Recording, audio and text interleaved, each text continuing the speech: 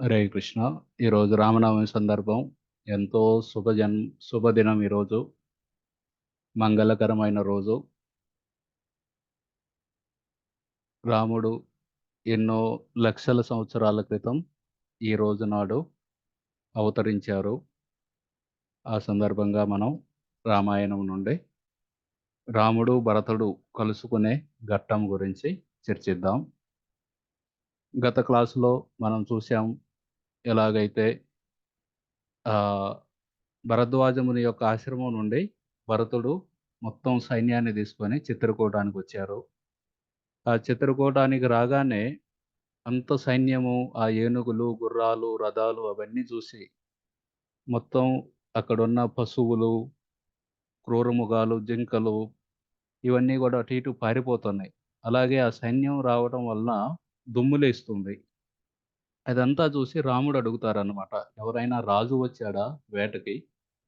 ఎందుకు ఈ పశువులన్నీ అటు ఇటు పరిగెడుతున్నాయి? ఆ దుమ్ములేస్తుంది. నువ్వు ఒకసారి చూడు అని చెప్పగానే లక్ష్మణుడు ఒక పెద్ద చెట్టు మీద ఎక్కి చూస్తాడనమాట. చూసి ఓహ్! ఇది భరతుడి సైన్యం. ఇది మన కోశల దేశం యొక్క ఆహ్, దానిమ్మ చెట్టు యొక్క ఆహ్, జెండా ఉంది వాళ్ళ రథాల మీద. అంటే ఇది భరతుడి సైన్యం. భరతుడు మనల్ని ఇక్కడికి వస్తున్నాడు మనకి కీడు జేయటానికి. నువ్వు వెంటనే లోపలికి వెళ్లి సీతని దాచిపెట్టు ఏదన్నా గుహలో. ఇప్పుడు గూడా ఉంటుంది అక్కడ చిత్రకూట పర్వతం దగ్గర గుప్త గోదావరి అనే పెద్ద గుహ. అలా ఏదో ఒక గుహలో దాచిపెట్టు సీతని. దాని తర్వాత మన విల్లంబులు, బాణాలు, అలాగే కత్తులు ఇవన్నీ తీసి సిద్ధంగా ఉంచని జెప్పి పైనుండే చెట్టు మీద నుండి రాముడికి చెబుతాడనమాట. వెంటనే రాముడు ఆ మాటలు విని, లక్ష్మణుడి మాటలు విని, భరతుడు అంటే మన తమ్ముడొస్తున్నాడు. తమ్ముడొస్తుంటే బాణాలెందుకు తీయమంటున్నావు నువ్వు? విల్లంబు, బాణాలు. అలాగే లక్ష్మణుడు చెప్పాడనమాట. ఈరోజు అప్పుడు భరతుడు అక్కడ లేడు. ఈరోజొస్తున్నాడు. ఈరోజు భరతుడిని చంపి ఆ రాజ్యం మొత్తం నీకిస్తానని రాముడికి జెప్పాడనమాట. వెంటనే రాముడు చెబుతున్నారనమాట. బంధువులను చంపి దాని ద్వారా వచ్చే రాజ్యం నేను అనుభవించలేను. అర్జునుడు గూడా ఇదే మాట చెబుతాడనమాట. భగవద్గీత మొదటి అధ్యాయంలో, నా బంధువులు ఈళ్ళందరూ దుర్యోధనుడు వీళ్ళందరూ వీళ్ళని చంపి వచ్చే రాజ్యం రక్తంతో కూడినది. అటువంటిది నేను తినలేను. నేను అనుభవించలేను అంటాడనమాట. ఇలాగ రాముడు గూడా ఇట్లా అదే చెప్పి నాకెందుకు కావాలి రాజ్యం? నాకు రాజ్యం కావాల్సింది నా సోదరుల్ని అలాగే నా ప్రజలని రక్షించడం కోసం, వాళ్ళని సంతోషంగా ఉంచడం కోసం. అటువంటిది ఆ సోదరుడినే చంపి రాజ్యం తీసుకోమంటున్నావు. అటువంటి రాజ్యం నాకెందుకు గావాలి లక్ష్మణ అని చెబుతున్నారన్నమాట. ఈ ఈ రాజ్యం పొందటం అంత కష్టమేం గాదు. కాకపోతే అధర్మంగా మాత్రం నేనెప్పుడు తీసుకోనది అని చెప్పి దాని తర్వాత భరతుడు, లక్ష్మణుడు లేకపోతే నేను ఏ విధంగా అనుభవించాలి ఈ రాజ్యాన్ని? కాబట్టి ఆహ్, ఆయన చెబుతారన్నమాట రాముడు. "నేయం మం మహీ సౌమ్య దుర్లభా సాగరాంబర" నహిచ్చేయమధర్మేణ శక్రత్వమపి లక్ష్మణ. సముద్రానికి సరిహద్దులుగా ఉన్న ఈ భూమి నాకు లభించడం కష్టం కాదు. ఈ మొత్తం భూమిని పరిపాలించడమే కష్టం గాదు. కానీ అధర్మం ద్వారా ఇంద్రుడి పదవిచ్చినా సరే నాకొద్దది అని చెబుతున్నాడనమాట. ఈ విధంగా రాముడు ఆదర్శశీలి. ఏది జేసినా సరే ఆదర్శమైన వాడనమాట. నాకు ఇంద్రుడి పదవైనా వద్దు. అది ధర్మంగా ఇస్తే కొంచెం ఇచ్చినా పర్లేదు అని ఇక్కడ వివరిస్తున్నారు. నహితే నిష్ఠురం వాచ్యో భరతో న అప్రియన్ వచ అహం హ్యప్రియన్ ఉక్త శ్యాం భరతస్య అప్రియే కృతే. నిష్ఠూరం మన తెలుగులో నిష్ఠూరమే అంటారు. నువ్వు నిష్ఠూరంగా మాట్లాడుతున్నావు భరతుడి గురించి. అప్రియం వచ ఇది వినటానికి ప్రియంగా లేవు. భరతుడు మాత్రం వినకూడదు ఇటువంటి అసహ్యకరమైన మాటలు. నువ్వు గనక భరతుడికి అవమానిస్తే అది నన్ను అవమానించినట్లే అని రాముడు చెబుతున్నాడనమాట లక్ష్మణుడితోటి. అలాగే కథంను పుత్రా పితరం హన్యు కస్యాంచిదాపది భ్రాతా వా భ్రాతరం హన్య సౌమిత్రే ప్రాణమాత్మన. సౌమిత్రి అంటే లక్ష్మణుడు. సుమిత్ర యొక్క కుమారుడు. ఓ లక్ష్మణ, ఒక కొడుకు ఆస్తి కోసం తండ్రికి ఎందుకు హాని చేయాలి? అలాగే ఒక సోదరుడు ఇంకొక ప్రాణంగా ప్రేమించి ఇంకో సోదరుడిని ఎందుకు హాని చేయాలి? ఈ విధంగా మనం చూడొచ్చు. ఈ కాలంలో ఎంతోమంది అన్నలు, తమ్ముళ్ళు వాళ్ళ కోర్ట్‌లో కేసులు నడుస్తూ ఉంటాయి. ఆ కేసులు నడవకపోయినా సరే కనీసం వాళ్ళు ఒకరి మీద ఒకరు దాడి చేసుకుంటున్నారు. చిన్న చిన్న ఆహ్, ఆస్తుల కోసం. కానీ ఇక్కడ రాముడు, లక్ష్మణుడు భరతుడు రాముడు చెబుతున్నారనమాట. ఒక సోదరుడు ని ఎందుకు హాని చేయాలి? ఒక చిన్న ఆస్తుల గురించి, లేకపోతే రాజ్యం గురించి. అప్పుడు రాముడు "మరెందుకొస్తున్నాడు అనుకుంటున్నావు?" అని అనుకోవచ్చు లక్ష్మణుడు. అందుకని చెబుతున్నారు. భరతుడు అప్పుడు మేనమామ ఇంటి దగ్గరున్నారు. మనం లేము. మనం వనవాసం తీసుకున్నప్పుడు ఆయన లేరు అక్కడ అయోధ్యలో. ఆయన అయోధ్యకు తిరిగొచ్చినాక మనం కనబడలేదు ఆయనకి. మనం కనబడలేదు గాబట్టి మనల్ని చూడడం కోసం వస్తున్నాడు గానీ, అంతేగాని మనకి హాని జేయడం కోసం మాత్రం గాదు. అలాగే భరతుడు నీకేమైనా హాని జేశాడా ఇంతకుముందు? ఎందుకు ఆ విధంగా మాట్లాడుతున్నావు భరతుడు గురించి? అని చెబుతారనమాట. ఒకవేళ నీకు గావాలా రాజ్యం? నీకు కావాలంటే చెప్పు నాకు డైరెక్ట్‌గా. నేను భరతుడితో మాట్లాడి నీకిప్పిస్తాను. ఈ విధంగా అంటాడనమాట. ఇది విని లక్ష్మణుడు సిగ్గుపడతాడనమాట. సిగ్గుపడి వెంటనే ఆ చెట్టు దిగి కిందకొస్తాడు. ఈ విధంగా మనసులో అపరాధం చేశాడనమాట భరతుడికి. వైష్ణవ అపరాధం. వైష్ణవ అపరాధం చేయటం. వైష్ణవ అపరాధం అంటే ఒక వైష్ణవుడు గురించి చెడుగా ఆలోచించుకోవడం. ఆ అపరాధం చేసిన కారణంగా లక్ష్మణుడికి రియాక్షనొచ్చింది. ఆ రియాక్షన్ ఏందంటే సీత నుండి నిష్ఠూరమైన పదాలు వినాల్సొచ్చింది. ఎప్పుడైతే మారీచుడు రాముడిని ఒక బంగారు జింక రూపంలో దూరంగా తీసుకెళ్తాడనమాట. దూరంగా తీసుకెళ్ళగానే ఆ మారీచుడిని చంపగానే "హే లక్ష్మణ, హే సీతే" అని మారీచుడు పెద్దగా అరుస్తాడు. అది విని సీతాదేవి రాముడు అరుస్తున్నారనుకోని "లక్ష్మణ నువ్వు వెళ్ళు" చెబుతుంది. లక్ష్మణుడు చెబుతాడు "నేను వెళ్ళను. రాముడికి ఎంతో పరాక్రమవంతుడు. దేవతలందరూ వచ్చినా గాని అతన్ని ఓడించలేరు. కాబట్టి రాముడికి ఎలాంటి భయం లేదన్నా సరే, సీతాదేవి ఎలాగైనా సరే లక్ష్మణుడిని పంపాలని చెప్పి, నువ్వు వనవాసానికొచ్చిన ఉద్దేశ్యమే నా గురించి. రాముడు గనక శరీరాన్ని వదిలేస్తే నీవు నన్ననుభవించాలనుకుంటున్నావేమో! నేను ఆత్మహత్య అయినా జేసుకుంటాను అని ఆ విధంగా మాట్లాడుతుందనమాట. అది విని లక్ష్మణుడు ఒక ఇనుప బాణాలు నా చెవిలో గుచ్చినా గానీ ఇంత బాధ కలగదు నాకంటాడనమాట. కానీ ఆ లక్ష్మణుడికి ఆ మాటలు వినాల్సొచ్చింది ఎందుకంటే, ఈ విధంగా భరతుడికి వైష్ణవ అపరాధం జేశాడు. భరతుడిని అనుమానించాడు. సీతాదేవి గూడా లక్ష్మణుడికి వైష్ణవ అపరాధం జేసింది. సీతాదేవి గూడా అలా మాటలు మాట్లాడింది. దాని కారణంగా సీతాదేవి గూడా రియాక్షన్ ఒచ్చింది. సీతాదేవి అగ్ని పరీక్షలో చేయాల్సొచ్చింది. సో, ఈ విధంగా మనం చాలా జాగ్రత్తగుండాలి వైష్ణవ అపరాధం గురించి. ఎవరైతే జపం జేస్తున్నారో వాళ్ళందరితోటి చాలా జాగ్రత్తగా వ్యవహరించాలి. వాళ్ళ మనసు బాధపడకుండా వ్యవహరించాలన్నమాట. వాళ్ళ మనసు బాధపడిందంటే మనకి రియాక్షన్ వచ్చేదే. అది చూడగానే ఇకన భరతుడు ఆహ్, లక్ష్మణుడు దిగాడు. చెట్టు దిగాడు. రాముడు, లక్ష్మణుడు, సీత అక్కడ ఎదురు జూస్తున్నారు వీళ్ళని కలవడం కోసం. భరతుడు ఆయన సైన్యాన్ని చిత్రకూట పర్వతం చుట్టూతా కామతగిరి పర్వతం అంటారది. ఇప్పుడు గూడా పరిక్రమ జేస్తారు. మనమందరం యాత్రెళ్ళినప్పుడు గూడా పరిక్రమ జేశాం. ఆ పర్వతం చుట్టూతా ఆయన సైన్యాన్నందరిని నిలిపారనమాట. ఎంతో సైన్యం అది. మొత్తం 4 మైళ్ళ దూరం వెళ్ళింది. ఆ సైన్యం చుట్టూతా పర్వతం చుట్టూతా. ఇకన భరతుడు, శత్రుఘ్నుడు వైపు, గుహుడు ఒక వైపు అందరూ వెతకడం ప్రారంభించారు. రామ, లక్ష్మణుడు, సీత ఎక్కడున్నారని. ఇకన భరతుడు అంటున్నాడనమాట. రాముడి యొక్క చంద్రబింబం లాంటి ఆయన మొఖం చూసే వరకు నాకు శాంతి అనేది ఉండదు. నేను వెంటనే వెళ్లి ఆయన పాదాల మీద పడాలి. అప్పుడే నాకు శాంతి అనేదొస్తుంది. నేను వెళ్లి రాముడిని మళ్ళీ రాజుగా పట్టాభిషేకం చేయాలి. అప్పుడే నాకు శాంతి వస్తుంది. లక్ష్మణుడు ఎంత అదృష్టవంతుడు. లక్ష్మణుడేమో భరతుడి గురించి అనుమానిస్తున్నాడు. మనల్ని కీడు చేయటానికి వచ్చాడేమోని. కానీ భరతుడేమనుకుంటున్నాడు లక్ష్మణుడు ఎంత అదృష్టవంతుడు. ప్రతిరోజు రాముడి యొక్క దర్శనం దొరుకుతుంది. నాకు ఆ అదృష్టం లేదు.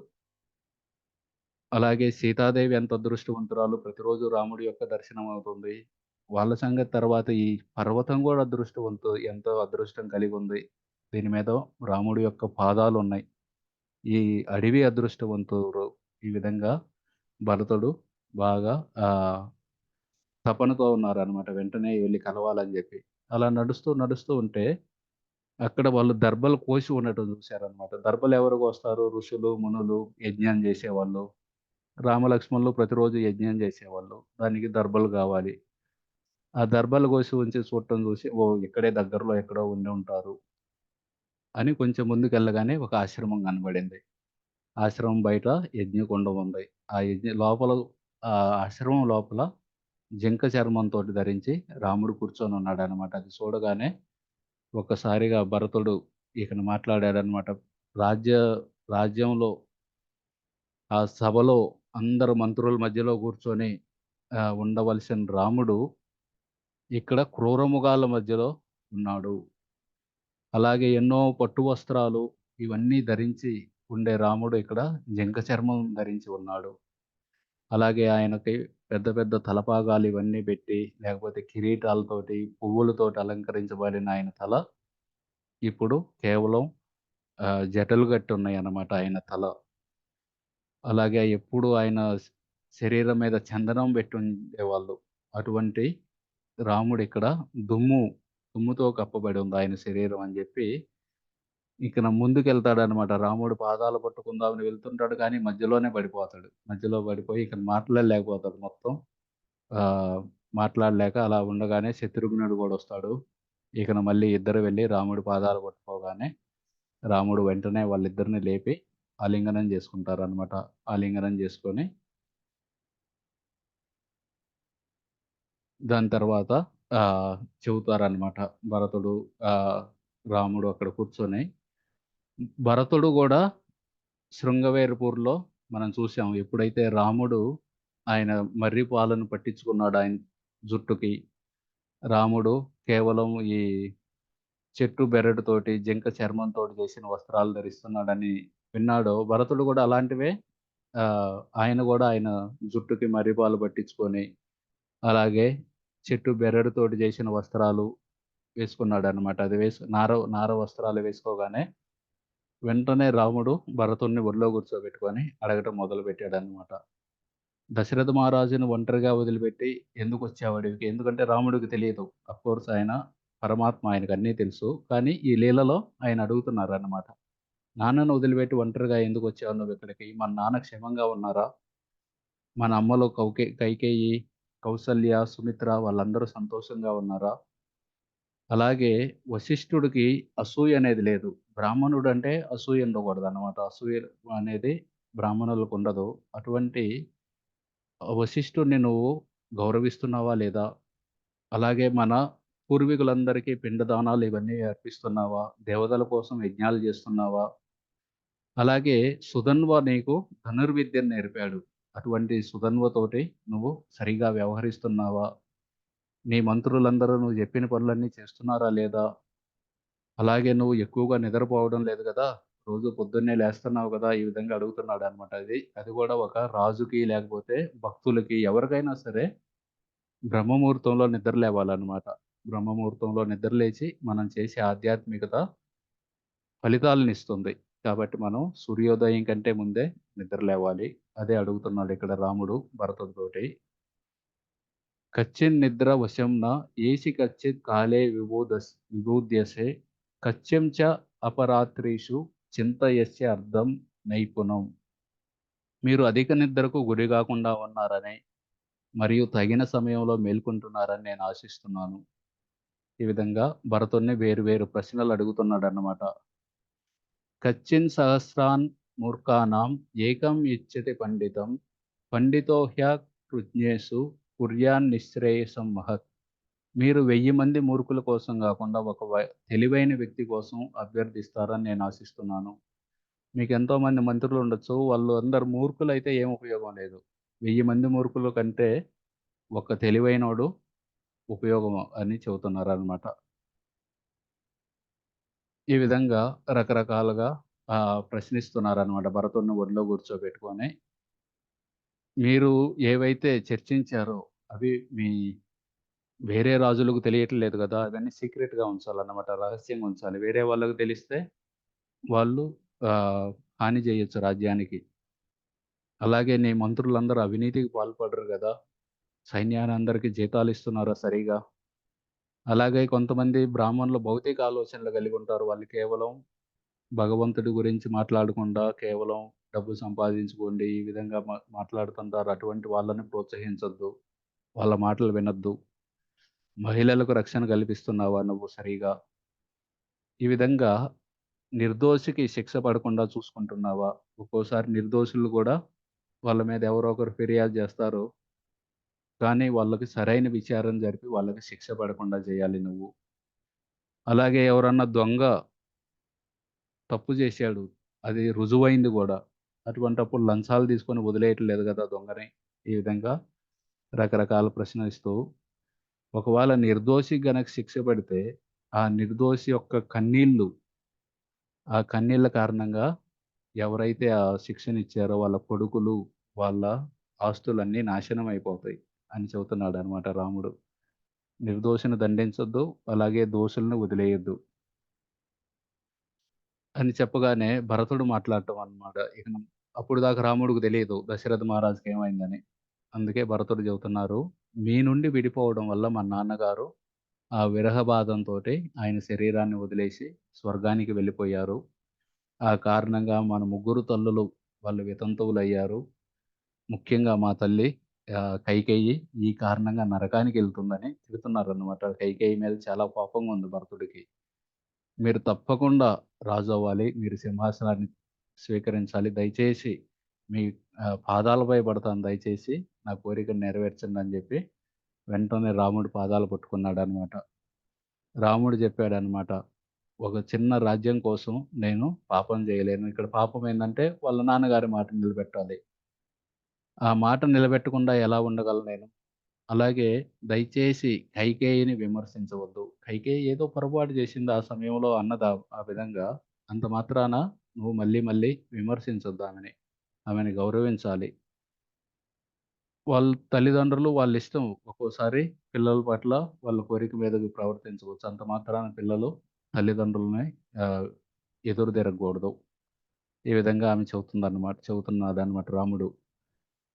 సో, కైకేయి అడిగింది, దశరథుడు అడిగారు నన్ను అడవికి వెళ్ళమని. కాబట్టి నేను వాళ్ళ మాట పాటించాల్సిందే. మీరే రాజుగా ఉండండి. ఈ విధంగా ఈ ఈ లీలంతా ఇద్దరు ఒకళ్ళు మీరు రండి అంటారు. ఇంకొకళ్ళు లేదు మీరు ఉండండి. ముందు ముందు గూడా వస్తాయన్నమాట. ఇద్దరు ఈ రోజుల్లో నేను ఉంటానని కొట్టుకుంటున్న ఈ రోజుల్లో ఈళ్ళిద్దరూ నువ్వు చెయ్యి అని కొట్టుకుంటున్నారన్నమాట. మాకు పూనాలో రాధేశ్యామ్ ప్రభుజీ అని ఆయన చెబుతున్నారనమాట ఒక క్లాస్‌లో. ఒక ధనికుడి యొక్క అన్నదమ్ములిద్దరూ కూడా ఇలాగే ఆయనకి సిటీలో కొన్ని ఆస్తులున్నాయి. పల్లెటూరులో కొన్ని ఆస్తులున్నాయి. ఇద్దరు నాకు సిటీలో ఉన్నయ్యే గావాలని కొట్టుకుంటున్నారనమాట. ఆ సమయంలో ప్రభుజీని పిలిచారన్నమాట వీళ్ళు. వాళ్ళ నాన్నగారు మా పిల్లలు ఇలా అని ఏదన్నా ఓ సత్సంగ్ కార్యక్రమం పెట్టుకుంటే వాళ్ళ ఇంట్లో ఆ కార్యక్రమంలో ఈ భరత్ మిలాప్, భరతుడు, రాముడు కలిసిన ఈ సంవాదం అంతా చెప్పారనమాట ఆయన. రాధేశ్యామ్ ప్రభుజీ. అది చెప్పగానే వాళ్ళ అన్నల తమ్ముళ్ళిద్దరూ వాళ్ళ మనసు మారి ఇద్దరూ ఓకే. ఓకే. నాకు పల్లెటూరు గావాలి, నాకు పల్లెటూరు ఇవి గావాలని అంటే ఇద్దరు కాంప్రమైజ్ అయ్యారనమాట. మా తమ్ముడే గదా! మా అన్నే గదా! అని. ఆ విధంగా మనం ఈ శాస్త్రాలు వింటే మనలో విలువలు పెరుగుతాయన్నమాట. శాస్త్రాలు వింటే ఎందుకు ఈ తుచ్చమైన జీవితం కోసం తల్లిదండ్రుల్ని నిందించడం, తుచ్చమైన జీవితం కోసం అన్నదమ్ముల్ని, అక్కచెల్లెల్ని ఎందుకు వాళ్ళని దూషించటం ఇవన్నీ తెలుస్తాయి. కానీ టీవీ సీరియల్‌లు ఇవన్నీ చూసామంటే విలువలు తగ్గిపోతాయన్నమాట. వాళ్ళేంది మొత్తం నువ్వే ఈ విశ్వానికి మధ్యలో ఉన్న నువ్వే. మొత్తం నీ చేతుల్లో ఉంది. అత్తని ఈ విధంగా హింసించాలి. లేకపోతే కోడల్ని ఈ విధంగా హింసించాలి. ఇవన్నీ నేర్పుతారనమాట. అవి విలువలు తగ్గిస్తాయి. కాబట్టి మనం శాస్త్రాలను మళ్ళీ, మళ్ళీ, మళ్ళీ చదువుతూ ఉండాలి. భరతుడన్నాడనమాట. లేదు లేదు. మన సంప్రదాయం ప్రకారం పెద్ద కొడుకు రాజవుతాడు. అలాగే మా నాన్నగారు ఇప్పుడు స్వర్గానికి వెళ్లారు. దయచేసి మీరతనికి జలతర్పణాలివ్వండి అనగానే ఇకన నీ గురించే ఆలోచిస్తూ, నిన్నే తలుచుకుంటూ నాన్నగారు శరీరాన్ని వదిలేశారని చెబుతాడనమాట భరతుడు. వెంటనే ఇకన రాముడు విలపిస్తాడనమాట. నాన్న లేనప్పుడు నేనెందుకు వెళ్ళాలసలు అయోధ్యకి? నేను నాన్నగారికి చివరికి అగ్ని గూడా ఇవ్వలేకపోయాను. అంత దురదృష్టవంతుడిని. ఈ వనవాసం అయిపోయినాక 14 సంవత్సరాలు అయిపోయినాక అప్పుడు గూడా నేను తిరిగి రాను. దశరథుడు లేనప్పుడు అయోధ్యకెళ్ళి ఏం జేయాలి నేను? అని విలపిస్తారనమాట. గతంలో నాన్నగారు నా మంచి నడవడికను మెచ్చుకునేవాడు. మామూలుగా తల్లిదండ్రులు ఈ విధంగా మెచ్చుకుంటారు. ఎవరన్నా ఇంటికొచ్చారనుకోండి, అట్‌లీస్ట్ మా నాన్న ఎవరన్నా ఇంటికొస్తే మా గురించి జెప్పేవాళ్ళనమాట. మా అబ్బాయోళ్ళు ఇట్లా, అట్లా, అట్లా అని. మాకు గూడా తెలుసు. ఎవరన్నా బంధువులు రాగానే ఎళ్లి మా నాన్న పక్కన కూర్చునేవాడిననమాట. ఆ! చెప్పు అని నా గురించి. మా అమ్మకి ఇష్టం ఉండేది గాదు. మా అమ్మ అంటే ఎందుకు మీ నాన్న ఇట్లా చెప్పుకుంటాడు. మన సొంత గొప్పలు మనం జెప్పుకోకూడదు ఈ విధంగా. సో, రాముడు చెబుతున్నారనమాట. నా మంచి నడవడికని మెచ్చుకునేవాడు దశరథుడు ఒకప్పుడు. ఆయనే లేకపోతే నేనసలు అయోధ్యకెందుకు రావాలి ఈ విధంగా బాధపడుతూ ఉంటే సీత కన్నీళ్లతో నిండిపోయిందన్నమాట. దశరథుడు లేడని, మామయ్య గారు లేరని జెప్పి ఆమె ఆ కండ్ల నీళ్ళతోటి ఆహ్, ఎవరు కనబడట్లేదు గూడా ఆమెకి. ఇకన వెంటనే మందాకినికి వెళ్లి దశరథుడికి మందాకిని నదిలోకెళ్ళి కొంత నీరు తీసుకొని దక్షిణం వైపు తిరిగి, మీరు అంటే దశరథ మహారాజా మీరు ఎక్కడున్నా సరే ఈ నీరు మిమ్మల్ని చేరాలి అని తర్పణం అర్పిస్తారనమాట. జల తర్పణం. తర్వాత వాళ్ళ తండ్రికి పిండాలు సమర్పించారనమాట. ఇది చిత్రకూటలో మందాకిని నది. ఇది అనసూయ ఆశ్రమం దగ్గరుంటుంది. మనం వెళ్ళినప్పుడు పొద్దున్నే నీళ్లు వేడిగా ఉన్నట్టు అనిపించింది మనకి. యాక్చువల్‌గా మామూలు నీరే అది. పొగలొస్తూ ఇది సీతాకుండ ఉన్న ప్రాంతంలో ఈ మందాకిని నదికెళ్ళి ఇక్కడ జలతర్పణం అర్పించి, దాని తర్వాత పిండాల్ని ఇంగుడి అనే ఒక ఫలమన్నమాట. దీన్ని గార్ల చెట్టో ఏదో అంటారంట తెలుగులో. మీకెవరికన్నా తెలుసా? ఇలాంటి ఫలాన్ని జూసారా?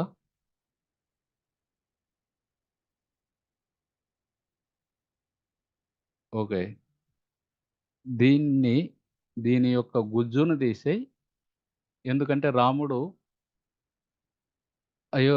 అడో వనవాసం వెళ్ళకముందే చెప్పారనమాట. నేను వనవాసంలో ఉన్నప్పుడు కేవలం పండ్లు తింటాను, కందమూలాలు ఇలాంటివే తింటాను. వండిన పదార్థాలు తిననని. సో, ఆయన అదే తింటున్నారు.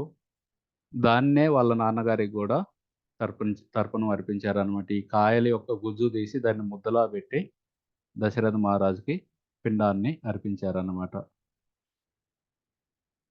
ఇకన ఆ విధంగా వాళ్ళందరూ బాధపడుతూ ఉంటే నాన్నగారు ఆహ్, మనల్ని వదిలి వెళ్ళిపోయారని, ఆ మాటలు విని సైన్యం వీళ్ళందరూ ఓహ్! వీళ్ళిద్దరు కలిసారని జెప్పి వాళ్ళందరూ ఆ వైపు బయలుదేరారనమాట. అలా వస్తూ ఉంటే కౌసల్య, కైకేయి, సుమిత్ర ఆ నది ఒడ్డున ఈ పిండాలు చూశారనమాట. ఆ ఇంగుడి, గుజ్జుతోటి చేసిన పిండాలు. ఇకన కౌసల్య చెప్పిందనమాట. చూడు చూడు మన దశరథుడు పంచభక్ష పరమాన్నాలు తిన్న దశరథుడికి ఇటువంటి పిండాన్ని అర్పించే స్థితొచ్చింది. రాముడు గూడా ఇలాంటివే తింటున్నారు. ఎంతో బాధగా ఉంది నాకు అని ఆమె బాధపడతారనమాట ఆ పిండాలను చూసి. ఇకన వాళ్ళందరూ ఆశ్రమం దగ్గరికెళ్ళగానే రాముడు వెంటనే వాళ్ళ ముగ్గురు పాదాలు స్పృశిస్తారు. కైకేయివి, కౌసల్య, సుమిత్రవి. లక్ష్మణుడు గూడా వాళ్ళ ముగ్గురు తల్లుల పాదాలు తాకుతారు. సీతాదేవి గూడా. తర్వాత సీతాదేవి అరణ్యవాసం ఎందుకంటే అక్కడ కేవలం ఇవే కందమూలాలు, పళ్ళు ఇవే తినాలి. దానివల్ల బాగా సన్నబడిపోయిందనమాట. సన్నబడిపోయి కౌసల్య ఆమెని ఆలింగనం చేసుకొని, ఇక చూడు సీతాదేవి ఎలాగైతే చంద్రుడు మబ్బులతోటి కప్పిపెడితే ఎలా ఉంటారో, బంగారం దుమ్ము కొట్టుకుంటే ఎలా ఉంటుందో, ఆ విధంగా అయింది నా మా సీత అని బాధపడతారనమాట. అంతలోకి వశిష్ఠుడొస్తారు. వశిష్ఠుడి పాదాలు గూడా తాకుతాడు రాముడు. దాని తర్వాత భరతుడు మాట్లాడతాడనమాట. "మీరు వచ్చి సింహాసనం తీసుకోవాల్సిందే. నేనైతే ఈ రాజ్య పరిపాలన జేయలేను" అని చెప్పి ఆహ్, గాడిద గుర్రంలా నడవలేదు. భరతుడు ఆయన్ని నమ్రతతోటి ఆయన్ని ఈ విధంగా పోల్చుకుంటున్నాడనమాట. అలాగే ఒక సాధారణమైన పక్షి గరుత్మంతుడిలా ఎగరలేదు. అలాగే నేను గూడా ఈ రాజ్య పరిపాలన చేయలేను. దయచేసి మీరు తిరిగి రండి అని రాముడిని అభ్యర్థిస్తున్నాడనమాట. అలాగే ఒక వ్యక్తి నీళ్లు పోసి ఒక పెద్ద చెట్టుని పెంచుకుంటాడు. మామిడి చెట్టో ఏదో చెట్టుని. వాటి యొక్క ఫలాలను ఆశించి.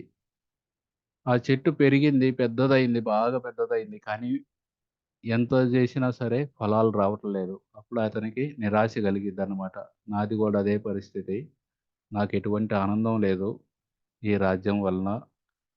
ఎలాగైతే ఒక డ్యామ్, ఆనకట్ట వర్షాకాలంలో దాన్ని రిపేర్ జేయటం కుదరదు. ఎందుకంటే నీళ్లుంటాయి. ఆ నీళ్లు లీక్ అవుతూ ఉంటే, ఆ సమయంలో దాన్ని రిపేర్ జేయటం కుదరదు. ఎంతో కష్టమైన పని. ఏదన్నా సిమెంట్ వేస్తూ ఉంటే ఆ నీళ్ల ద్వారా సిమెంట్ పోతూ ఉంటుంది. అలాగే ఈ రాజ్యాన్ని పరిపాలించడం నాకు చాలా కష్టమైన పని అని చెబుతాడనమాట. కాబట్టి మీరు రావాల్సిందే. మీరు వచ్చి ఈ రాజ్యాన్ని మీరు పరిపాలించండి అని చెప్పగానే రాముడు చెబుతారనమాట. బాగా పండిన పండుకి ఒకటే చింతుంటుంది. ఎప్పుడు రాలిపోతానో అని. ఎందుకంటే ఏ సమయంలో అయినా రాలిపోవచ్చు. అలాగే ప్రతి మనిషికి గూడా ఒకటే చింతుంటుంది. ఆ చింతేంటంటే ఎప్పుడు చనిపోతానో అని. చావు అంటే ప్రతి ఒక్కరికి భయం. అందుకే ఇళ్లల్లో మాట్లాడుకోం అసలు. చావు అనే మాటే మాట్లాడుకోం. ఆహ్, ఎంత బలమైన ఇంటిని కట్టినా సరే, రకరకాల సిమెంట్‌లు అంబుజా సిమెంటు, ఆ సిమెంట్, ఈ సిమెంట్ దేనితోటైనా కట్టినా సరే, కొన్ని సంవత్సరాల తర్వాత ఇల్లు పడిపోతుంది. శిథిలావస్థకొస్తుంది. అదే విధంగా ఈ శరీరం గూడా అలాంటిదే. మనం జిమ్‌కెళ్ళి హార్లిక్స్‌లు తాగి, బోర్న్‌విటాలు తాగి, ఇంకా ఎన్నెన్నో చేసినా సరే, ఏదో ఒక రోజు ఈ శరీరం ఆహ్, కుంగిపోయి నశించిపోవాల్సిందే. జనాలందరూ రాముడు చెబుతున్నారనమాట. వాళ్ళు ఉదయాన్నే సూర్యుడు వస్తుంటే ఆనందపడతారు. ఆహా! ఎంత బాగుంటుంది. ఇది రిషికేశ్‌లనమాట. హిమాలయ పర్వతాల మీద నుండి సూర్యోదయాన్ని చూస్తే చాలా అందంగా ఉంటుంది. అందుకే చాలామంది అక్కడికెళ్ళి సూర్యోదయాన్ని చూస్తూ ఉంటారు. అలాగే కొన్ని చోట్ల సూర్యాస్తమయం ఉంటుంది. సూర్యాస్తమయం గూడా మౌంట్ అబూ ఇలాంటి ప్రదేశాలకెళ్తే సూర్యాస్తమయం సన్‌సెట్ పాయింట్ అంటారు. చాలా ఆనందంగా ఇస్తుంది. అలాగే జనాలందరూ సూర్యోదయం అవుతుంది, సూర్యాస్తమయం అవుతుందని ఆనందపడతారు. కానీ వాళ్ళకి తెలియదు సూర్యుడు వాళ్ళ జీవితంలో నుండి ఒక రోజును లాగేసుకున్నాడు. దొంగిలించాడనమాట వాళ్ళ జీవితంలో. వాళ్ళ ఆయుష్‌ను దొంగిలిస్తున్నాడు ఒకటొకటి. కానీ వాళ్ళు మేము సూర్యోదయాన్ని చూసాం, సూర్యాస్తమయాన్ని చూసాం అని ఆనందపడుతున్నారు.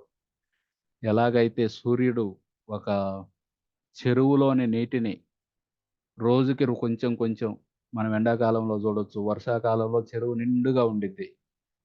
ఎండాకాలంలో ఎండిపోతుంది. కొంచెం కొంచెం ఉంటాయి అక్కడక్కడ కొంచెం కొంచెం నీళ్లు. ఒక రోజులో తీసుకున్నాడా? లేదు. రోజు కొంచెం, రోజు కొంచెం, రోజు కొంచెం లాగేసుకుంటున్నాడు. ఆ నీటినన్నిటిని. అదే విధంగా మన ఆయుష్‌ను గూడా రోజుకొక దినం, రోజుకొక దినం మన ఆయుష్‌ను లాగేస్తున్నాడు అని చెబుతున్నాడనమాట రాముడు.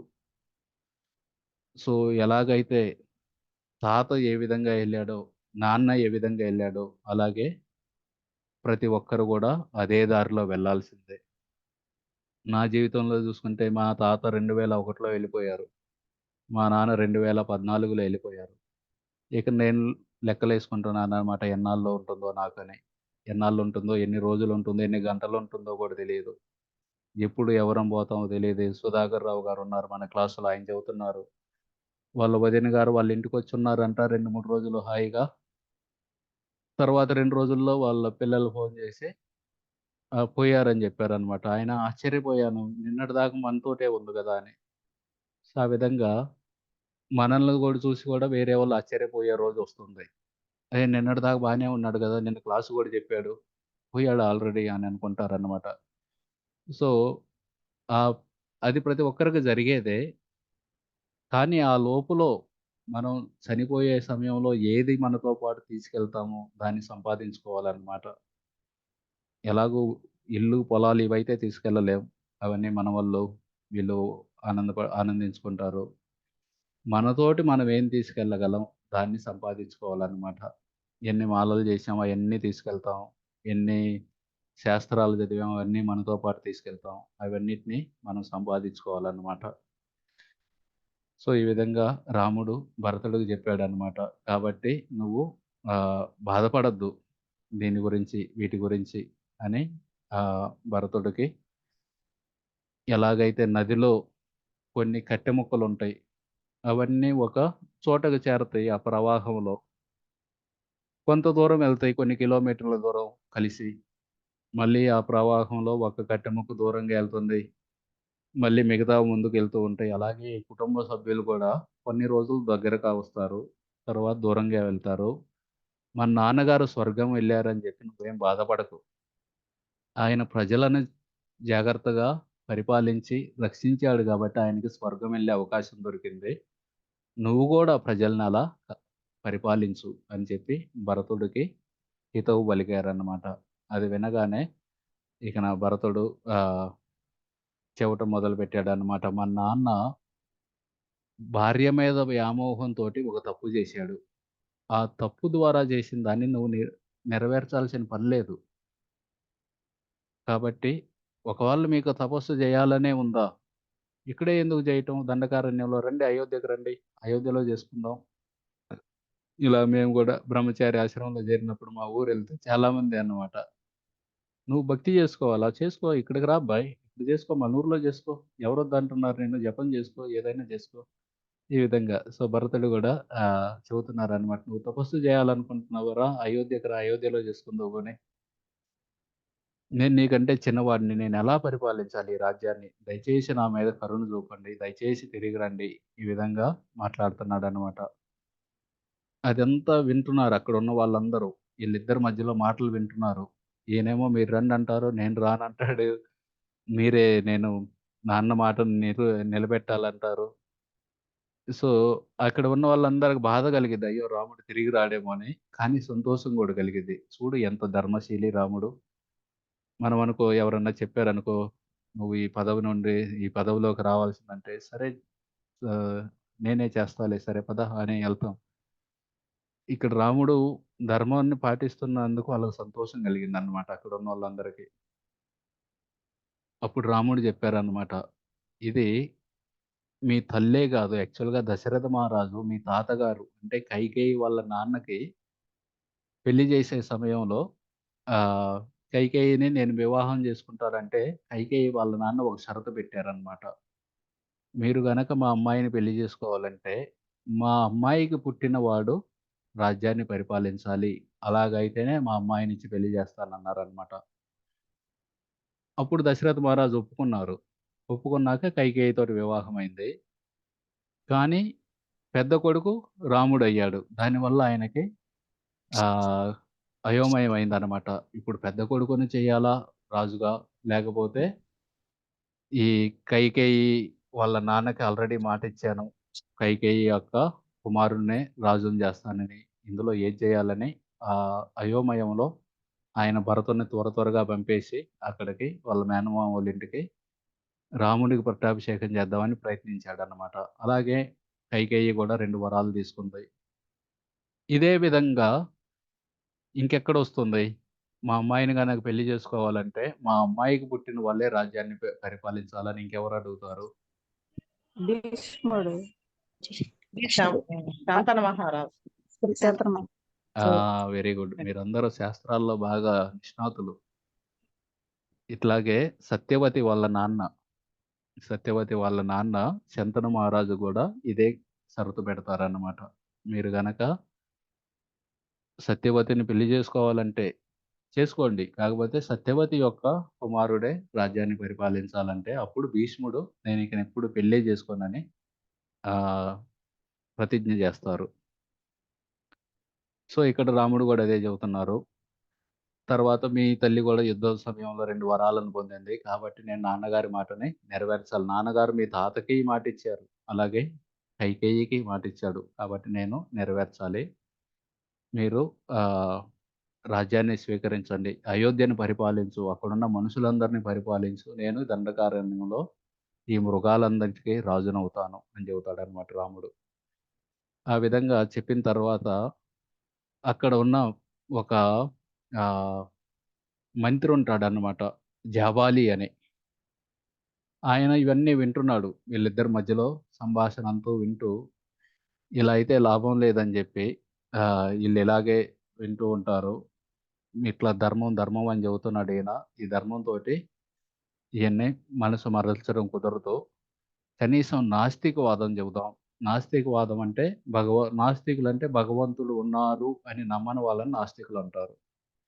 వాళ్ళకి కొంత తత్వం ఉంటుంది. ఆ తత్వాన్ని చెప్పి ఎలాగైనా సరే రాముడి మనసును మార్చాలి అని జెప్పి ఆ జాబాలి ముని ఆహ్, మాట్లాడటం మొదలుపెట్టాడనమాట. ఎవరికెవరండి ఈ ప్రపంచంలో ఎవరికెవరు? మీ నాన్నగారు, మా నాన్నగారు అంటున్నారు. మీ నాన్నగారు చనిపోయారు. ఆయన శరీరాన్ని తగలేశారు. ఆయన లేరింక. ఆత్మ అని అంటారసలు. ఆత్మ ఎక్కడుంది? ఆత్మే లేదు. మనం ఆ శరీరమే మనం. మన శరీరాన్ని ఒకసారి దహించేసినాక ఇక మీ నాన్నగారు లేరు. అటువంటి ఆయన గురించి ఎందుకు నువ్వు ఈ విధంగా ఈ అడవుల్లోకొచ్చి ఈ బాధలన్నీ పడుతున్నావు? రా, అయోధ్యకి రా. బాగా అన్ని సౌకర్యాలుంటాయి. ఆ సౌకర్యాలతోటి అనుభవించవచ్చు. హాయిగా బతకొచ్చు. ఈ విధంగా జాబాలి మాట్లాడటం మొదలుపెట్టాడనమాట. అసలు ప్రాణం అంటే మీరందరూ కొంతమందంటారు ఆత్మ వస్తుంది. తండ్రి యొక్క ఆహ్, తండ్రి ఆత్మని తల్లి గర్భంలో ఉంచుతాడని. యాక్చువల్‌గా అదేమి గాదు. ఆత్మ గాదు, ఏమి గాదు.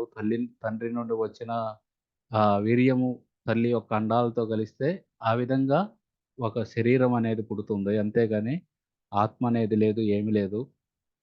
ఈ ఇటువంటి ధర్మాన్ని పాటించే ఈళ్ళందరిని చూస్తే అసలు నాకు ఆహ్, జాలేస్తుంది. మనకి 20వ తారీఖు ఏకాదశి వస్తుంది. ఈళ్ళందరూ ఏకాదశులు అవి ఇవి చేస్తా ఉంటారు. దానివల్ల ఏం ఉపయోగం? ఈరోజు రామనవమి కూడా మీలో కొంతమంది మధ్యాహ్నం వరకు ఉపవాసం ఉండుంటారు. నేను యాక్చువల్‌గా పోస్ట్ చేయాల్సింది మన గ్రూప్‌లో చేయటం మర్చిపోయాను. రామనవమికి మనం మధ్యాహ్నం దాకా ఉపవాసం ఉంటాం. ఒకవేళ తినాలనుకున్నా గానీ ఏకాదశి రోజైతే ఏమేమో తింటామో అవి తినొచ్చనమాట. పండ్లు, పాలు, కొర్రలు ఇలాంటివి. సో, ఈళ్ళందరూ ఉపవాసాలు ఇవన్నీ ఉంటారు. ఈ విధంగా ఇప్పుడు బాధపడతారు. చివరికి చనిపోతారు. ఏం ఉపయోగం వీళ్ళకి? అలాగే పిండదానాలు జేస్తారు తల్లిదండ్రులకి, పూర్వీకుల కోసం. అది కేవలం వృధా జేయటమే ఆహారాన్ని. ఏం ఉపయోగం ఈ పిండదానాలు జేయటం వల్ల? మనకెవరన్నా యాత్రకెళ్లారనుకోండి, వాళ్ళ ఇంట్లో వాళ్ళు కళ్యాణి గారు మాయాపూర్ యాత్రకొచ్చారనుకోండి, ఈ కార్తీక మాసంలో యాత్ర ఉంది. వాళ్ళ ఇంటి దగ్గర ఉన్నవాళ్ళు వేణు గారు గాని ఎవరన్నా బ్రేక్‌ఫాస్టు ఇవన్నీ జేసి పెట్టి, ఇది కళ్యాణికి వెళ్ళాలంటే వెళ్తుందా? వెళ్ళదు. ఆమె యాత్రలో సెపరేట్‌గా కొనుక్కొని తినాలి. అదే విధంగా మనం ఇక్కడ పెట్టిన పిండదానాలు అక్కడెక్కడో ఈ వేరే లోకంలో ఉన్న వాళ్ళకెలా వెళ్తాయి? ఈ విధంగా చెబుతున్నాడనమాట జాబాలి. ఇవన్నీ తప్పు. కాకపోతే ఆయన అదే విధంగా అన్నా చెప్పి కనీసం రాముడిని అయోధ్యకు తీసుకెళ్లాలని ప్రయత్నిస్తున్నాడనమాట. సో, ఇయన్నీ బ్రాహ్మణులు కనిపెట్టిన నియమాలు. ఎందుకంటే బ్రాహ్మణులకి ఈ కార్యక్రమాలప్పుడు వాళ్ళని పిలవాలి. వాళ్ళు చేసినాక దక్షిణ అడుగుతారు. ఆ విధంగా వాళ్ళు పొట్టకూటి కోసం కనిపెట్టినయి గాని ఇవన్నీ నిజం గాదు అని జాబాలి చెబుతున్నాడన్నమాట. జాబాలి చెప్పగానే రాముడికి ఒక రకంగా కొంచెం కోపమొచ్చింది. అంటే ఈయనేం చెబుతున్నాడు? కర్మ అనేదే లేదంటున్నాడు. సో, రాముడు చెప్పాడన్నమాట. అలా తప్పు.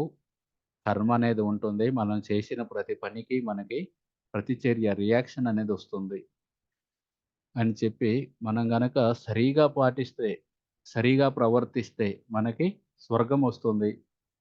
అలాగే మనం తప్పు పనులు చేస్తే మనకి నరకానికి వెళ్తాం.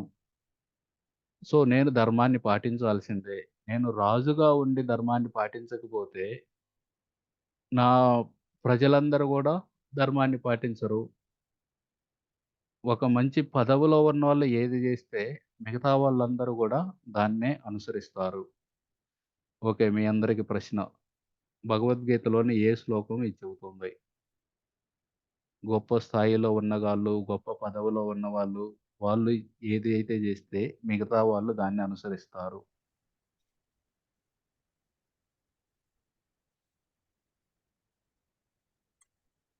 యత్ ఆచరతే శ్రేష్ట హ్మ్. తత్తత్కేవేతరజన హ్మ్. సయత్ ప్రమాణం కురుతే లోకస్ లోకత్ అనువర్తతే. హ్మ్. Very good. యద్యద్ ఆచరతి శ్రేష్ఠ. శ్రేష్ఠులు ఏదైతే చేస్తే తత్తదేవ ఇతరో జన. ఇతరులు మిగతా వాళ్ళు దాన్నే పాటిస్తారు. ముఖ్యంగా రాజు చేసిన దాన్ని, లేకపోతే టీచర్ చేసిన దాన్ని. ఒక టీచరు సిగరెట్లు తాగుతూ పిల్లలకి చెప్పలేడనమాట. మీరందరూ తాగొద్దని. ఎందుకంటే వాళ్ళు చూస్తున్నారు. నువ్వు తాగుతున్నావు గదా! మేము చేస్తామంటారు. గురువు ఈళ్ళందరూ ఆహ్, వాళ్ళు పాటించాలనమాట. వాళ్ళు పాటించి తర్వాత మిగతా వాళ్ళకి చెప్పాలి అని రాముడు చెబుతున్నాడనమాట. కాబట్టి నేను పాటించాల్సిందే ధర్మాన్ని. ఈ విధంగా చెప్పి మనం ఏదైతే చేస్తామో అదే విధంగా దాని ప్రకారం మనం ఆహ్, మన గతి అనేదుంటుంది. ఇక్కడ మనం స్వర్గానికి వెళ్ళాలంటే దయ కలిగుండాలి. సత్యంగా పాటించాలి. ఎలాగైతే నేను బాంబేలో ఉన్నాను. హైదరాబాద్ రావాలనుకోండి, హుస్సేన్ సాగర్ ఎక్స్‌ప్రెస్‌లో ఎళ్ళాలి. అదే ఢిల్లీ ఎళ్ళాలంటే సంపర్క్ క్రాంతి ఎక్స్‌ప్రెస్‌లో ఎళ్ళాలి. అలాగే స్వర్గానికి వెళ్ళాలంటే దయ, సత్యం ఇవన్నీ అన్నమాట. వాటిని పాటించాలి. కానీ మనకి వెళ్ళాల్సింది స్వర్గానికి గాదు. మనం భగవద్ధామానికెళ్ళి భగవంతుడికి సేవ జేయాలని కోరుకోవాలన్నమాట. సో, ఆ విధంగా ఆహ్, ఆ జాబాలి ముని చెప్పిన వాటన్నిటిని ఖండిస్తారనమాట. "నువ్వు కర్మ లేదు, మరలా జన్మ లేదు ఇవన్నీ చెబుతున్నావు. అవన్నీ తప్పు.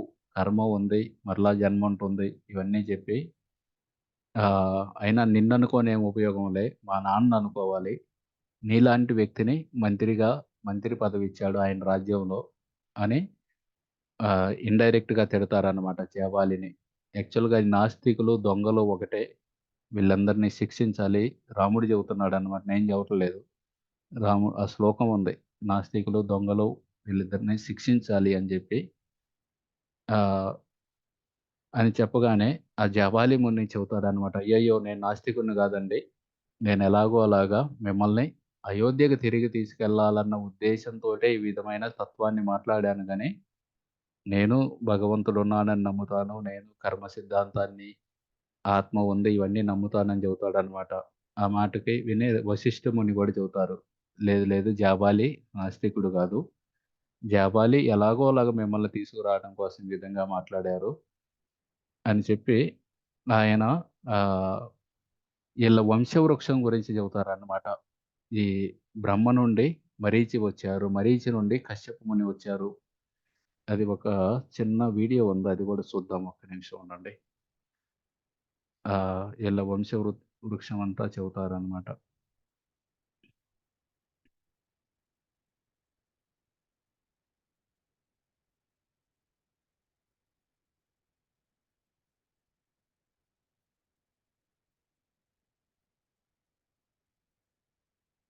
ఈ చిన్న పిల్లలు చాలా చక్కగా పాడతారు.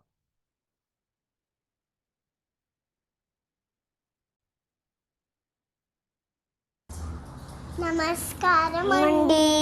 నా పేరు అల్కనంద. నా పేరు వాసిష్ఠ సౌగండి. ఇవాళ మేము ఇక్ష్వాకుల వంశవృక్షం గురించి తెలుసుకోబోతున్నాం.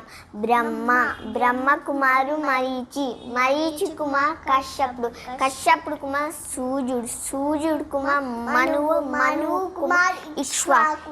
ఈ ఇక్ష్వాకుడు అయోధ్యకి మొదటి రాజు. ఇక్ష్వాకుడు కుమార్ కుక్షి కుమార్ వికుక్షి కుమార్ బాణుడు కుమార్ అనరణ్యుడు కుమార్ పృథ్వు కుమార్ త్రిశంకుడు కుమార్ దుందుమారు కుమార్ యవనాశు కుమార్ మాంధాత కుమార్ సుసంధి కుమార్ ధ్రువసంధి కుమార్ ప్రసేనజిత ప్లస్ భరతుడు కుమార్ అసితుడు కుమార్ సగరుడు కుమార్ అసమంజుడు కుమార్ అశుమంతు కుమార్ దిలీపుడు కుమార్ భగీరథ్. ఈ భగీరథుడు గంగమ్మని భూమి మీదకి తెచ్చుకొచ్చాడు. భగీరథుడు కుమారు కకుస్తుడు కుమార్ రఘు. ఈ రఘు నుంచే ఇక్ష్వాకుల వంశం రఘువంశంగా మారింది. రఘు కుమారుడు ప్రబుద్ధుడు, ప్రబుద్ధుడు కుమారుడు శంకనుడు, శంకనుడు కుమారుడు సుదర్శనుడు, సుదర్శనుడు కుమార్ అగ్నివర్ణుడు, అగ్నివర్ణుడు కుమారు శ్రీగగుడు, శ్రీగగుడు కుమార్ మరువు, మరువు కుమారుడు ప్రశుశుంకుడు, ప్రశుశుంకుడు కుమార్ అంబరీషుడు, అంబరీషు కుమార్ సావుసు, సావుసు కుమార్ యయాతి, యయాతి కుమార్ నాభాగుడు, నాభాగుడు కుమార్ అంజుడు, అంజుడు కుమార్ దశరథుడు, దశరథుడు కుమార్ రామ, భరత, లక్ష్మణ, శక్నత్, రాముడు కుమార్ లవకుశులు. భరతుడి పిల్లల పేరు షా పుష్కల, లక్ష్మణుడి పిల్లల పేరు అంగద, చిత్రకేతు, శక్నతుడి పిల్లల పేరు శృతసేన, సుబాహు. ధన్యవాదములు. ఇది మా అమ్మ.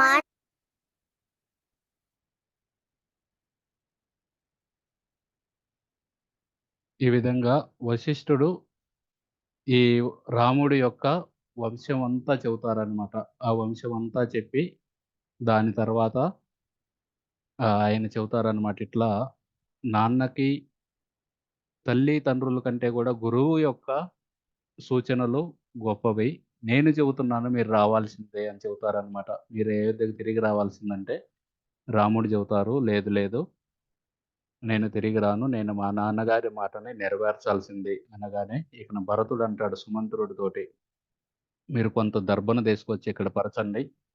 నేను ఇక్కడ ఈ దర్భ మీదే కూర్చొని ఇకన భోజనం చేయను, నీరు తాగను, ఏమి చేయను అని చెబుతాడనమాట. అనగానే సుమంత్రుడు రాముడి వైపు చూస్తాడు దర్భను పెట్టాలని. రాముడేం మాట్లాడరు. ఇలా కాదని చెప్పి భరతుడే దర్భను తీసుకొచ్చి అక్కడ పరిచి ఆయన కూర్చుంటాడనమాట. నేను ఇక్కడే ఉంటాను, ఇకనేమి తిననగానే రాముడు ఆపుతాడనమాట. ఏం చేస్తున్నావు నువ్వు? బ్రాహ్మణులు ఇలా చేయొచ్చు కానీ క్షత్రియుడు చేయకూడదు ఇలా అని చెప్పి నువ్వు వెళ్ళాల్సిందే అని చెప్తే భరతుడు చెబుతాడనమాట. లేదు లేదు నేను ఇక్కడే ఉంటాను అనగానే ఆ సమయానికి ఆకాశంలో కొంతమంది ఈ ఋషులు వస్తారనమాట. వాళ్ళొచ్చి వాళ్ళందరికీ తెలుసు రాముడు ముందు ముందు వెళ్ళి రావణాసురుడిని చంపాలి అని. ఇలా భరతుడు మళ్ళీ తిరిగి తీసుకెళ్తే ఎలా అని చెప్పి వాళ్ళొచ్చి భరతుడికి చెబుతారనమాట. లేదు లేదు మీరు వెళ్ళండి. రాముడికి ఆయన తండ్రి వాక్కుని పరిపాలించే అవకాశం ఇవ్వండి అని చెప్పి భరతుడికి చెప్పి వాళ్ళు వెళ్ళిపోతారు. వాళ్ళు వెళ్ళగానే ఇకన భరతుడు సరే అని చెప్పి ఈ ఋషులందరూ చెప్పారని చెప్పి కనీసం మీ పాదాలని ఈ పాదుకల మీద ఉంచండి అని చెప్పి ఆ పాదుకల్ని మీద రాముడు నుంచుంటాడు. నుంచోగానే ఆ పాదుకల్ని భరతుడు ఆయన శిరస్సు మీద పెట్టుకొని చిత్తడికూటు పర్వతం చుట్టూతా ప్రదక్షిణ చేసి మళ్ళీ తిరిగి వెళ్ళి దారిలో భరద్వాజ మునిని కలిసి అయోధ్యకు తీసుకెళ్ళి ఆ పాదుకలని సింహాసనం మీద ఉంచి ఆయన పరిపాలన చేసి ఆ విధంగా వనవాసం తిరిగి వచ్చినాక మళ్ళీ రాజ్యాన్ని రాముడికి అర్పిస్తాడన్నమాట.